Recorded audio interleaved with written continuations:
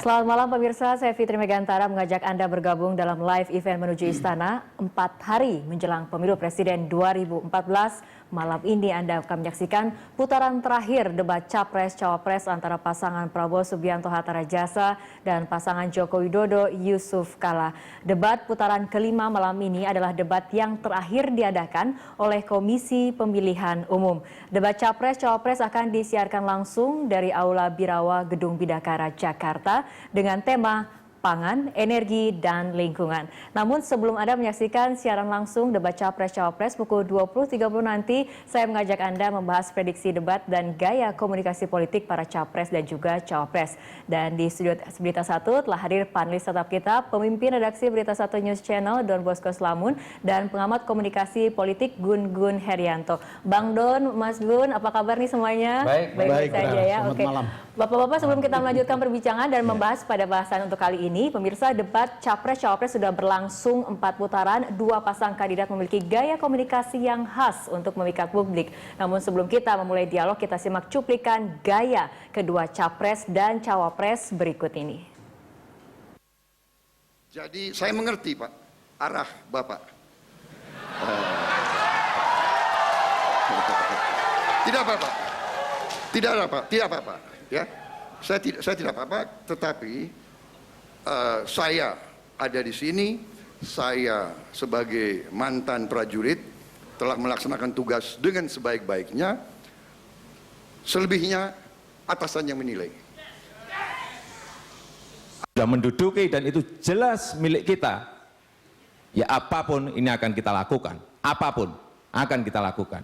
Kita harus tegas bahwa hal-hal yang menyangkut kedaulatan dan itu jelas wilayah kita, ya kita akan buat rame, Pak. Mengapa kita mengimpor minyak? Pak JK kan bagian dari pemerintahan KIP 1. Tahu mengapa kita mengimpor minyak? Bahkan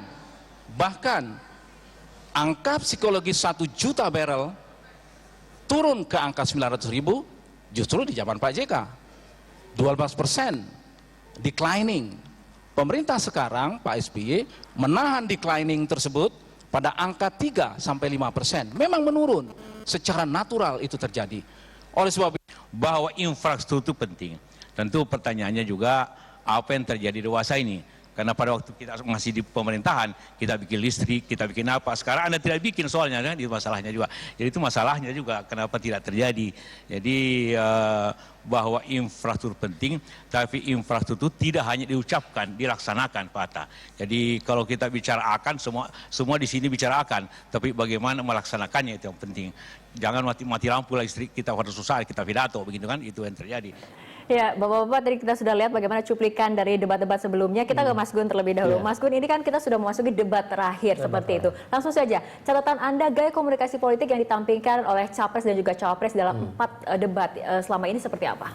Kalau saya mencatat Mbak Rara begini ya, jadi memang tiap-tiap orang kan punya karakter sendiri, tetapi dalam konteks impression management, itu manajemen kesan terutama di panggung-panggung debat Capres dan Cawapres, itu semua berupaya untuk tampil rhetorically sensitif. Jadi dia punya sensitivitas retoris mengapresiasi misalnya pihak lawan, kemudian dia juga kecenderungannya untuk menurunkan tingkat noble self ya. Artinya kan kalau noble self itu agak susah menerima kritik, kemudian dia counter attack gitu ya.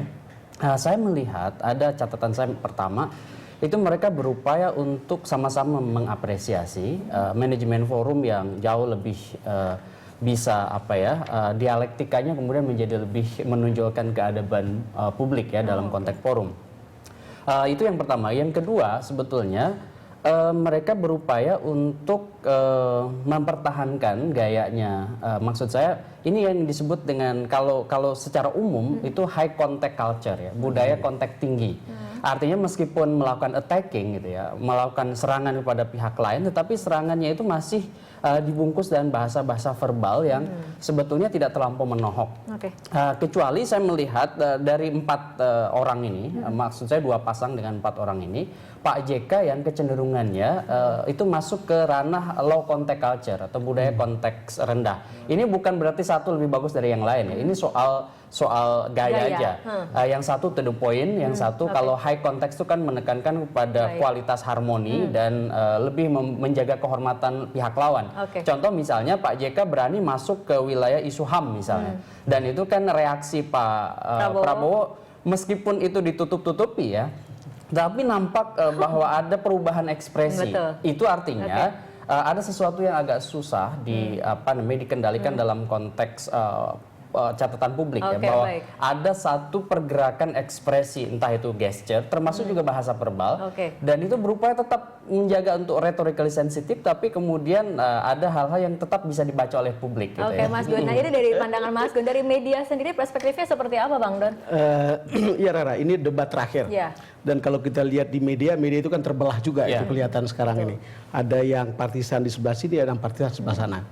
Karena ini debat terakhir, pertanyaan saya sebagai orang media adalah apakah yang ada di darat atau yang ada di media di luar debat ini akan masuk ke panggung debat. Jadi ini yang akan menarik, karena saya berpikir dalam kesempatan debat terakhir itu ada pertanyaan misalnya, apakah semua pihak atau kedua belah pihak akan mengeluarkan semua amunisi untuk menyerang dan mempersiapkan diri untuk bertahan. Lalu kemudian kalau tadi kata Mas Gun-Gun itu cara berkomunikasinya bukan soal siapa yang lebih baik ya, atau siapa yang lebih unggul, apakah mereka juga akan bisa menggunakan ini secara efektif. Kamera digunakan secara efektif untuk bisa mempengaruhi pilihan publik, karena ini sudah menjelang saat-saat terakhir. Tadi kita kembali ke Mas Gun. Mas Gun tadi dikatakan ini debat tidak saling serang, tapi bukankah sebetulnya ajang debat ini mungkin publik ingin melihat bagaimana kedua pasangan ini saling mempertahankan visi misinya, saling menyerang dalam arti yang positif seperti itu. Ini saya mencatat ya, proses dialektika di perdebatan 2014 jauh lebih baik dibanding 2009. Di 2009 lebih banyak pola-pola linear, sementara di 2014 ini sebetulnya sudah mulai masuk pola-pola sirkuler. Misalnya penajaman-penajaman di beberapa hal, tetapi memang bungkus secara keseluruhan tidak bisa dihindari, masih high contact culture, artinya masih tetap menekankan harmoni. Contoh misalnya, saya melihat serangan Pak JK udah mulai masuk, termasuk juga pada saat debat cawapres antara Pak Hatta misalnya dan Pak JK. Misalnya Pak Hatta mempertanyakan soal wajib belajar 12 tahun misalnya, atau soal Pak JK yang dulu misalnya setuju dengan UN gitu ya. Dan ini kan proses dialektika sebetulnya yang mencoba dihadirkan ke ruang publik gitu ya. Hanya masalahnya kemudian saya mencatat ini ada yang menarik bahwa dari 4 perdebatan yang sudah dilakukan memang ada plus minus ya. Baik itu di level teknis itu soal art of speech ya, seni berbicara. Dan hal yang substansi, mungkin nanti saya akan banyak elaborasi. Mas Gun, kita kembali ke Bang Don. Bang Don tadi Mas Gun sudah berbicara mengenai sedikit plus minus seperti ini. Kita bahas satu persatu pasangan. Ini untuk Prabowo Hatta, kita lihat pasangan nomor urut pertama. Menurut Bang Don, dari berbagai debat ini sudah 4 debat seperti itu, apa yang menjadi kelemahan ataupun sekaligus keunggulan dari pasangan ini? Saya termasuk yang agak susah memberikan penilaian karena saya bukan ahli komunikasi politik. Tetapi kalau kita lihat itu di media misalnya, ini kan Kompas itu mengadakan 2 kali pollingnya. Polling tentang debat capres yang soal ekonomi. Dan itu angka-angkanya itu dimenangkan oleh Jokowi. Padahal saat-saat itu orang mengatakan bahwa ini Jokowi diragukan kemampuannya dalam debat. Tapi polling ini memperlihatkan Jokowi mengungguli debat itu. Kembali kemudian polling yang kedua, yaitu soal pertahanan, keamanan, dan politik luar negeri. Yang sebelumnya dibilang bahwa itu akan menjadi ranah yang sangat dikuasai oleh Prabowo. Ternyata juga menurut polling ini, Jokowi mengunggulinya. Kalau kita lihat dari segi ini kan, kita akan melihat kalau apakah karena cara-cara teknikal, kalau konten nggak ada masalah, teknikal penyampaian oleh Prabowo itu yang kurang, sehingga kemudian publik mendapatkan kesan bahwa kemudian Jokowi yang menangkannya. Kan banyak sekali yang berbicara bahwa secara substansi sebetulnya tidak ada yang berbeda, secara generik sama begitu. Yang berbeda adalah diksi, gestur untuk menyampaikan pesan itu, lalu kemudian sampailah pada kesimpulan publik, oh dia lebih unggul dan ini kalah gitu atau tidak bisa mengungguli debat. Dan tentu ini pertanyaan saya adalah apakah ini akan terbawa lagi dalam debat terakhir? Apakah orang seperti Prabowo akan membuat rebound? Karena kemudian ada debat atau dialog yang lain di Kadin. Itu juga ada polling di Kompas itu Jokowi justru unggul gitu. Itu semua bicara polling. Tentu saya tidak bisa bicara tentang pandangan saya pribadi tentang ini, tapi dugaan saya hanya menduga-duga. Tentu Prabowo dan Hatta akan membuat rebound di kesempatan terakhir. Kalau lihat ini atau kalau mereka menghitung ini gitu. Tapi kan itu kan urusan mereka, apakah mereka menghitung ini atau tidak gitu kan. Ini kan mereka punya pilihan sendiri begitu, Mas. Oke. Mas Gun mungkin bisa menambahkan, kita lihat bahwa Prabowo Hatta ini kan memiliki tipe dan gaya politik yang memang agak kontras ya, yang satu militer, yang satu teknokrat. Ini bagaimana perpaduannya? Iya, kalau saya melihat ini kan memang ada rekam jejak ya, rekam jejak yang berbeda, termasuk pengalaman batasan afiliatif dengan organisasi yang berbeda. Misalnya seperti Pak Prabowo di militer, Pak Hatta tentu sebagai teknokrat di beberapa kesempatan rejim kekuasaan. Nah, ini tentu pendekatan-pendekatan sebetulnya yang berbeda. Contoh misalnya dalam konteks dialektika, saya melihat Pak Hatta bagus ya pada saat debat keempat itu kemarin. Betul. Dia di beberapa kesempatan sebetulnya jauh lebih implementatif dalam konteks konsep-konsepnya. Tentu implementasi yang lebih punya koherensi material. Koherensi material itu tentu apa yang disampaikan misalnya terkoneksi nggak dengan apa yang misalnya dia pernah mungkin lakukan gitu ya. Ini tentu masih debatable karena misalnya seperti Pak JK misalnya, banyak hal yang memang secara konseptual mungkin tidak terlampau menarik benang merahnya, tetapi sebenarnya itu lebih indikator-indikatorialnya lebih mudah didapatkan oleh publik. Kalau saya mencatat sebetulnya itu juga yang terjadi pada saat mulai debat pertama, kedua, ketiga. Retorika Pak Prabowo itu sebetulnya nggak buruk, bagus ya. Artinya diksi-diksi dia misalnya seperti ketika bicara misalnya bahwa basis pertahanan yang paling efektif itu adalah kemakmuran. Itu kan sebetulnya diksi yang bagus. Hanya masalahnya di beberapa kali perdebatan strategi masuk untuk kemudian berada dalam persepsi halayak itu terlambat. Contoh misalnya di debat pertama itu kan segmen 1 itu terlalu normatif, terlalu makro. Sementara Pak Jokowi di segmen 1 langsung masuk ke hal-hal yang bisa diraba oleh logika publik yang sederhana. Nah, itu tadi kelemahan Prabowo. Contoh seperti itu ya. Seperti demokrasi harus mau mendengar. Baik, ini kita mau bahas lagi pada pasangan yang berikut ya, Jokowi JK. Kita mulai lagi dari Bang Don, dari perspektif media. Ini apa yang menjadi kelemahan dan juga keunggulan dari pasangan ini?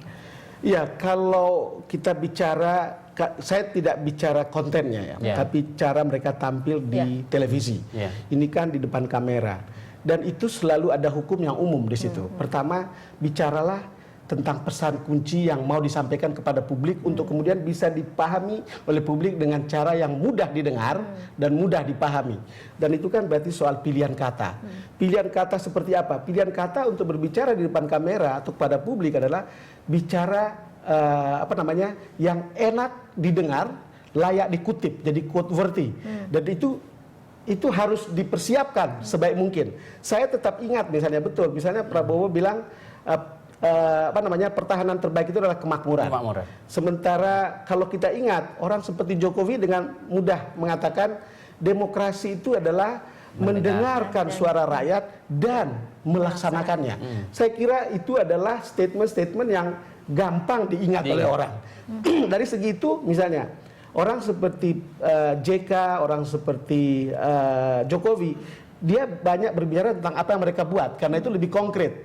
Sementara pembicaraan dari Prabowo maupun dari Pak Hatta, Prabowo terutama dia bicara tentang sesuatu abstraksi tentang apa yang akan dibuat, lebih pada konsep, lalu kemudian orang harus berpikir dua kali dalam proses easy listening. Itu orang berpikir dua kali untuk memahami itu. Jadi tidak secepat kalau orang harus mengatakan, memilih kata harus hook terus masuk ke hati orang, harus bisa langsung dilihat orang dan didengar orang, lalu kemudian oh begitu toh, gitu kira-kira. Oke, Mas Gun, berarti artinya jika Jokowi JK mungkin ada yang mengatakan nih pasangan ini lebih impromptu atau lebih kemudian spontanitas seperti itu ya. Bagaimana?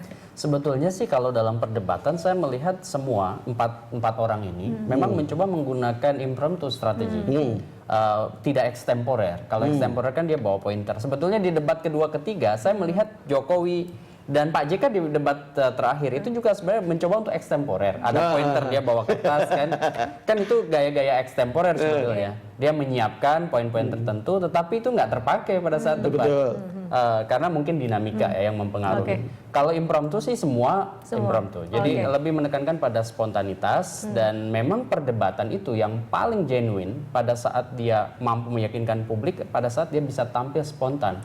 Baik. Mas Gun dan juga Bang Don, kita akan lanjutkan perbincangan, tapi kita ikuti jeda berikut terlebih dahulu. Pemirsa, bagaimana prediksi debat yang akan berlangsung malam hari ini? Live event menuju Istana segera kembali sesaat lagi.